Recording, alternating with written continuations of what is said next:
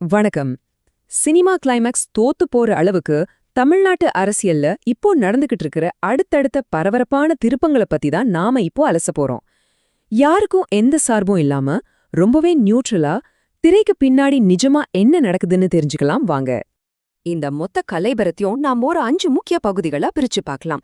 முதல்ல அந்த மாபெரும் திருப்பம், அடுத்து மேஜிக் நம்பரான 118, அப்புறம் அந்த விடுபட்ட 5 எம்எல்ஏக்கள், நாலாவதா திமுகவும் அதிமுகவும் ஒன்னு சேருதாங்கிற கேள்வி, கடைசியா ஆளுநரின் நகர்வு. இனி அடுத்து என்ன, இதெல்லாம் தான் நாம கவர் பண்ண போறோம்.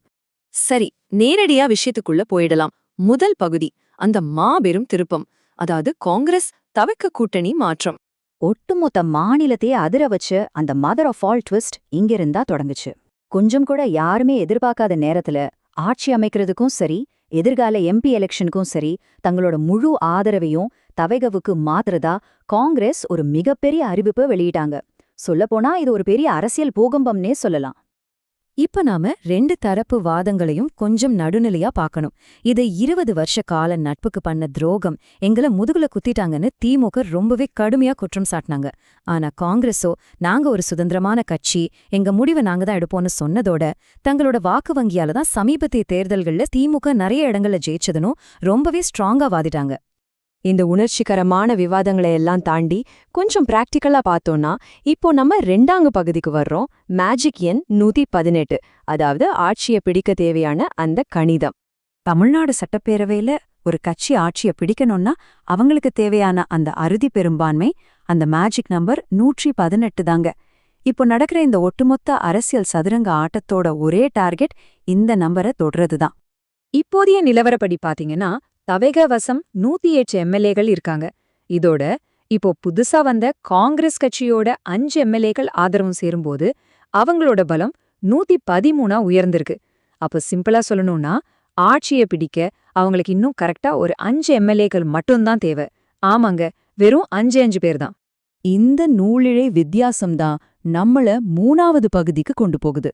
அந்த விடுபட்ட 5 எம்எல்ஏக்கள் யாரு? மாநிலத்தோட எதிர்காலத்தையே தீர்மானிக்க போற அந்த சாவி இப்போ சிறிய கட்சிகளோட கைகள்ல தான் இருக்கு. இப்போ மீதமுள்ள அந்த 8 எம்எல்ஏக்களோட நிலைப்பாட்டை நீங்க கவனிக்கணும். இதுல முஸ்லிம் லீக் கட்சியோட 2 எம்எல்ஏக்கள் நாங்க திமுகவுக்கு மட்டும்தான் முழு விசுவாசமா இருப்போம்னு ரொம்ப உறுதியா சொல்லிட்டாங்க. அதனால தவகைக்கு வேற வழியே இல்ல. தங்களுக்கு தேவையான அந்த 5 இடங்களை மீதம் இருக்கிற விசிக மற்றும் கம்யூனிஸ்ட் கட்சிகள் கிட்ட இருந்து மட்டும்தான் வாங்கி ஆகணுங்கிற ஒரு மிகப்பெரிய கட்டாயத்துல இருக்காங்க. இப்போ இருக்கிற நிலைமையில ஒவ்வொரு எம்எல்ஏவோட ஆதரவும் மிக மிக முக்கியம்.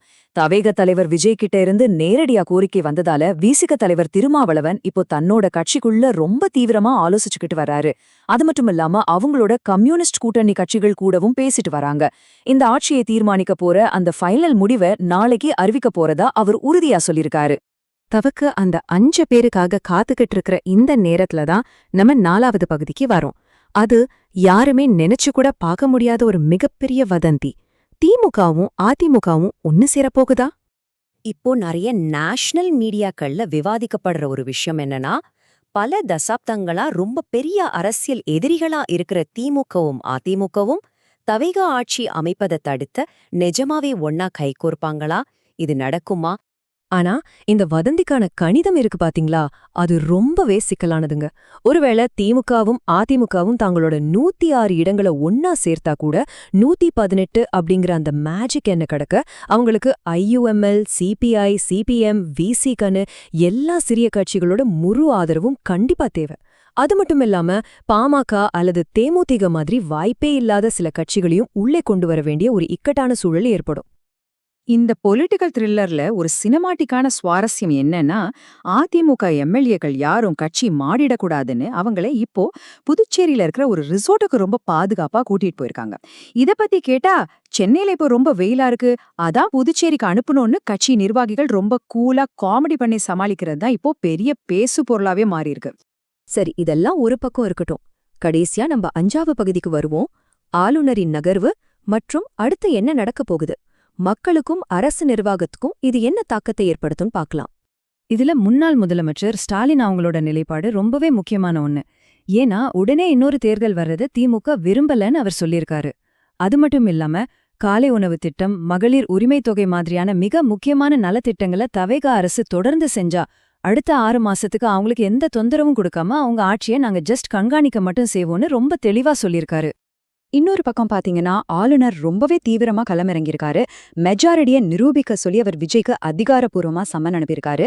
அது போக அவர் பயன்படுத்திட்டு வந்த முதலமைச்சர் கான்வாய் இப்போ திரும்ப பெறப்பட்டிருக்கிறதா வர செய்திகள் எல்லாமே நேரம் ரொம்ப வேகமா முடிஞ்சுகிட்டு இருக்குங்கிறது தான் காட்டுது. சிறிய கட்சிகளும் தங்களோட ஃபைனல் முடிவை நாளைக்கு அறிவிக்க போறாங்க. உண்மையிலேயே ஒவ்வொரு மணி நேரமும் யாரும் எதிர்பார்க்காத பல திருப்பங்கள் இங்க நடந்துகிட்டே இருக்கு. நாளைக்கு சிறிய கட்சிகள் எடுக்க போற முடிவுதான் ஒட்டுமொத்த அரசியலையும் புரட்டி போட போகுது. மக்களோட வாக்குகள் எல்லாம் வெறும் எண்கள மாறி போன இந்த மிகப்பெரிய அரசியல் சதுரங்க ஆட்டத்துல அந்த ஃபைனல் செக்மேட்டை வச்சு தமிழ்நாட்டோட சிம்மாசனத்தை கைப்பற்ற போறது யாரு?